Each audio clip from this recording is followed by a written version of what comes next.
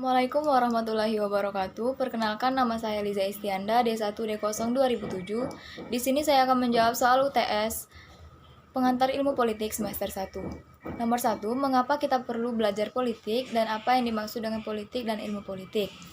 Kita perlu belajar politik karena dengan belajar politik kita dapat mengetahui gejolak politik yang ada di negara kita. Kita dapat memberikan opini untuk membantu menyelesaikan sengketa politik yang ada di negara kita.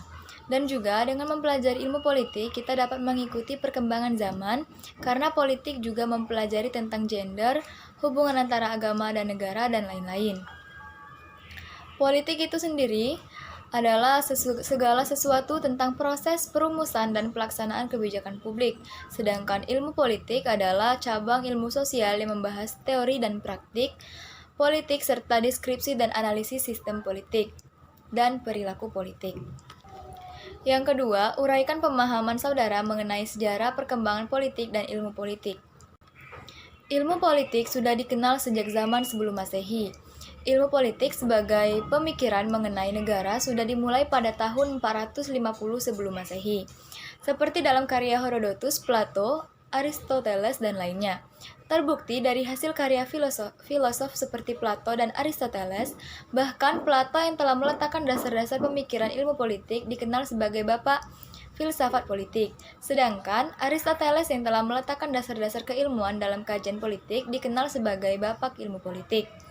Baik Plato maupun Aristoteles pada dasarnya menjadikan negara sebagai perspektif filosofis dan pandangan mereka tentang pengetahuan merupakan sesuatu yang utuh. Perbedaan keduanya terletak pada tekanan objek pengamatan dan yang dilakukan. Kalau Plato bersifat normatif deskriptif, sedangkan Aristoteles sudah mendekati empiris dengan memberikan dukungan dan preferensi nilai melalui fakta yang dapat diamati dengan nyata. Zaman ini yang dikenal dengan zaman Romawi kuno memberikan sumbangan yang berharga bagi ilmu politik, antara lain bidang hukum, jurisprudensi, dan administrasi negara. Bidang-bidang tersebut didasarkan atas perspektif mengenai kesamaan manusia, persaudaraan setiap orang, ketuhanan, dan keunikan nilai-nilai individu. Yang ketiga, sebutkan dan jelaskan bidang kajian ilmu politik.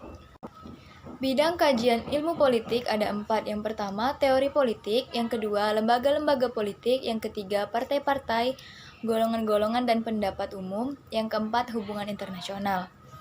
Teori politik yaitu meliputi teori politik dan sejarah perkembangan ide-ide politik. Lembaga-lembaga politik yaitu meliputi undang-undang dasar, pemerintahan nasional, pemerintahan daerah dan lokal, fungsi ekonomi dan sosial dari pemerintah, dan perbandingan lembaga-lembaga politik. Partai-partai golongan dan pendapatan umum yaitu partai politik, organisasi kemasyarakatan, pendapat umum, partisipasi warga, negara, dan pemerintahan dan administrasi. Yang terakhir, hubungan internasional yaitu yang meliputi politik internasional, organisasi-organisasi dan administrasi internasional, dan hukum internasional. 4.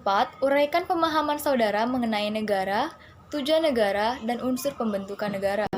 Negara merupakan suatu daerah atau wilayah yang mana memiliki kedaulatannya sendiri sehingga berhak untuk melindungi segala sesuatu yang ada di dalamnya. Tujuannya yaitu melindungi seluruh negara Indonesia, mewujudkan kesejahteraan masyarakat umum, berpartisipasi dalam menciptakan ketertiban, dan menciptakan kehidupan bangsa yang cerdas.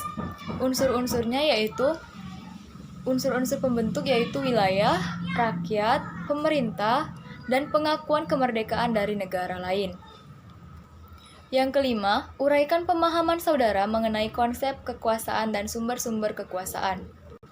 Menurut saya, konsep kekuasaan adalah kewenangan yang didapatkan oleh seseorang ataupun pemerintah guna menjalankan kewenangan tersebut sesuai dengan kewenangan yang diberikan. Kewenangan pun tidak boleh dijalankan melebihi kewenangan yang diperoleh. Sumber-sumber kekuasaan yaitu yang pertama, kekuasaan menghargai, yaitu kekuasaan yang didapatkan seseorang atas penghargaan orang lain. Yang kedua, kekuasaan memaksa. Ketiga, kekuasaan sah. Keempat, kekuasaan keahlian. Dan yang terakhir adalah kekuasaan rujukan.